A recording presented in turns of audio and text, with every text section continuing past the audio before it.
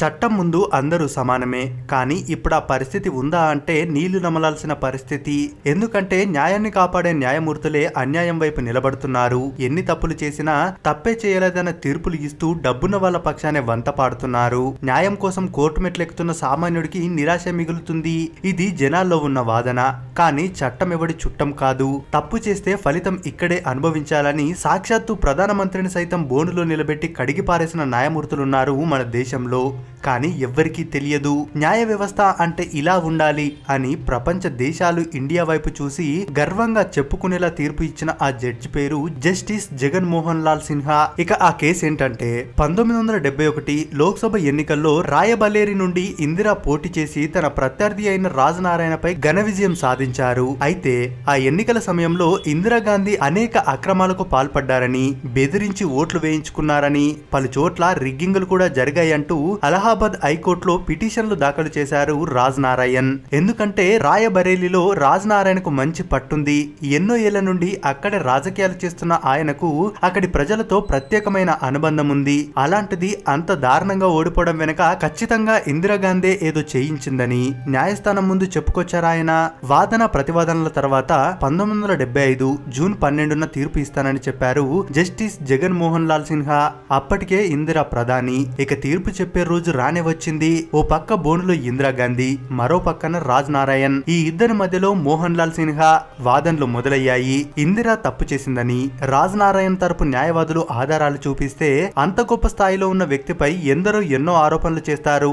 అవన్నీ నిజమే అనుకుని ఆవిడ్ని కోర్టులో నిలబెడితే ఎలా అంటూ ఇందిరా తరపు న్యాయమూర్తులు కొట్టిపారేశారు. అలా ఇద్దరి మధ్య వాదా ప్రతివాదనలు విన్న మోహన్ లాల్ సిన్హా తన తీర్పుని చెప్పడం మొదలు పెట్టారు. ఆ తీర్పు కోసం అక్కడున్న వారే కాదు, దేశం మొత్తం టీవీలకు అతుక్కొని మరి చూస్తున్నారు. ఇక కేసుపై సిన్హా తీర్పునిస్తూ ఎన్నికల నిబంధనల ప్రకారం రాజనారాయణ్ సమర్పించిన ఆధారాల్ని పరిశీలించిన తర్వాత ఇందిరాగాంధీ గారు ఖచ్చితంగా అవకతవకలకు పాల్పడ్డారనేది స్పష్టమవుతోంది.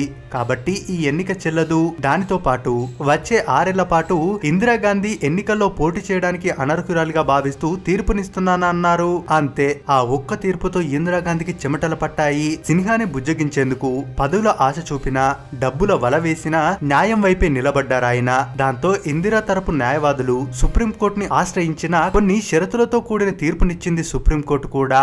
అంటే ఎంపీగా జీతం తీసుకోకూడదు, పార్లమెంటరీ విధులకు దూరంగా ఉండాలని. ఇక ఈ వరుస ఎదురు దెబ్బల తీర్పుతో ఆమె తక్షణమే రాజీనామా చేయాలని ప్రతిపక్షాలు ముక్తకంఠంతో డిమాండ్ చేశాయి. కానీ ఇందిరా మాత్రం రాజీనామా చేసే ప్రసక్తే లేదని తేల్చి చెప్పడమే కాకుండా యావత్ పాలనా యంత్రాంగాన్ని తన గుప్పిట్లో పెట్టుకునే దిశగా అడుగులు వేసింది. తనకు ఎదురు తిరిగిన రాజకీయ నాయకులను నిర్బంధించే ప్రక్రియకు నాంది పలికింది. అలనాటి పశ్చిమ బెంగాల్ ముఖ్యమంత్రి, ఆమె అనుంగ సహచరుడు సిద్ధార్థ శంకరారే సలహా మేరకు దేశ సమగ్రత, సమైక్యతలకు తీవ్రమైన ముప్పు వాటిల్లనుందన్న కారణం చూపుతూ 1975 జూన్ 25 అర్ధరాత్రిన ఎమర్జెన్సీని ప్రకటించింది ఇందిరాగాంధీ ప్రభుత్వం. దీనిపై కోర్టుకు వెళ్లడానికి వీలు లేకుండా రాజ్యాంగానికి 39వ సవరణ తెచ్చింది. అసాధారణ అధికారాలను చేజిక్కించుకొని పౌర హక్కులను కాలరాసింది. దేశవ్యాప్తంగా కాంగ్రెస్ పార్టీకి చెందిన కొందరి నేతలతో సహా ప్రతిపక్ష పార్టీ నాయకుల నుండి సాధారణ కార్యకర్తల వరకు వేల మందిని జైల్లో పెట్టించింది. ప్రజలకు అత్యవసర పరిస్థితి విధింపు తాత్కాలికమే అని నచ్చజెప్పే ప్రయత్నం చేసింది. ఆర్థిక, రాజకీయ సుస్థిరత కోసం అంటూ జరగాల్సిన సార్వత్రిక ఎన్నికలను ఒక ఏడాది వాయిదా వేసింది. అన్ని పత్రికా వార్తలపై సెన్సార్లు వేసింది. ప్రభుత్వానికి వ్యతిరేకంగా ఎవరూ రాయడానికి వీల్లేదు.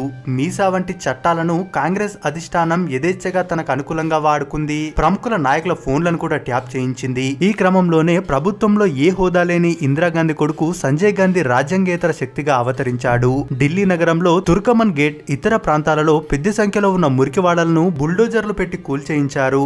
అలాగే పేదవాళ్లు ఎక్కువగా పిల్లలను కనడం వల్లనే దేశానికి సమస్యలు వస్తున్నాయని చెప్పి మురికివాడల్లో నిర్బంధంగా కుటుంబ నియంత్రణ ఆపరేషన్లు చేయించాడు సంజయ్. హఠాత్తుగా 1977 జనవరిలో ఎన్నికల నిర్ణయం ప్రకటించింది ఇందిరాగాంధీ. జైళ్లలో నిర్బంధించిన వారందరినీ విడుదల చేయించింది. ఎమర్జెన్సీ దురాగతాలను ఎదుర్కోవాలని జైలు నుంచే జయప్రకాష్ నారాయణ సంపూర్ణ విప్లవం అంటూ ఇచ్చిన పిలుపు దేశ రాజకీయాల దిశనే మార్చేసింది. అప్పటి వరకు చిన్న చిన్న పార్టీలుగా ఉంటున్న అనేక పార్టీలన్నీ ఒకే గొడుగు కిందికి వచ్చి జనతా పార్టీగా ఏర్పడ్డాయి. ప్రతిపక్షాలన్నీ ఏకమయ్యాయి. అలా 1977 మార్చి 20న జరిగిన లోక్సభ ఎన్నికల్లో ఇందిరాగాంధీని ఆమె నియోజకవర్గంలోనూ ఆమె సారథ్యంలోని కాంగ్రెస్ పార్టీని దారుణంగా ఓడించారు. ప్రప్రథమ కాంగ్రెసేతర ప్రభుత్వాన్ని అధికారంలోకి తెచ్చారు ఓటర్లు.